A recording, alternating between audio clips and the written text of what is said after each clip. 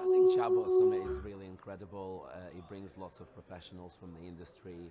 It encourages people to network and talk and just discover the latest in the industry and figure out what are we doing next and where we're moving. So it's really great, and there are lots of people here at the Chatbot Summit from Europe, America, and kind of other places of the world. So yeah, it's incredible. So I'm into music, but I don't play any instruments. So I kind of enjoyed how you can, you know, paint visually and create music without kind of any musical background, which is amazing because I kind of regret for not being able to play any instruments. So I found it simple and very engaging, and I think I could carry on playing with that and exploring. I only had a few minutes there, but I think it was kind of quite interesting. Yeah, I think Ada Lovelace was definitely ahead of her time, and what she predicted, from what the lady at the stand told me, what she predicted, years ago, and the principles that we are using today that kind of guide us. I think those people are kind of really incredible.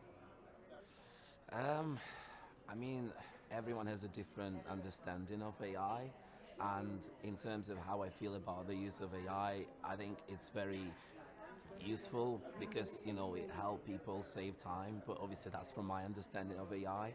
For example, in customer experience, or you can use it in day to day, like to plan your day, to help you with writing. I work in marketing, so it helps. For example, it helps me with ideas, with kind of having a companion because I work from home, and having that help available at any time. I know it's not ideal, but it's a good start. But I know it helps lots of people. It can also support people. If you have any, how you want to talk to someone, you can. I read it somewhere that people are more confident about talking to a chatbot and sharing something more sensitive. And obviously that's powered by AI, which I think is amazing because if it helps someone to have a better day and solve some problems, then I'm all about it. We should definitely use it. So when it comes to art, it's a bit complex in terms of AI. I know there is a lot going on in terms of copyright, and there was recently a case that lots of musicians released an album on Spotify, and they were like encouraging the UK government to kind of step in and prevent big companies from using their copyrighted material to train those models, which I think what the government should do. I don't think that big companies should take advantage of someone's intellectual property, basically.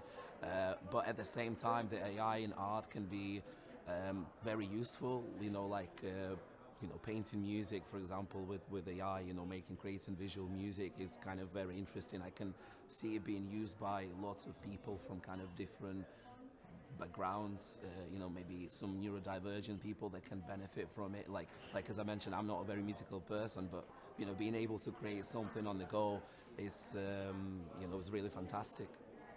Yeah, I don't know what explainable AI is. I can take a guess, but I have no idea. And yeah, I feel like I should know that. Yeah, I think it gets more complex with music. Like I've played with like a few websites where you give it a prompt and it creates a music track for you, right? But it doesn't tell you where those rhymes come from, where the melody and everything. It might have been trained on, I don't know, the Beatles music or something like that, but I don't know where it comes from. So yeah, yeah. All right, thank you. I hope you got that.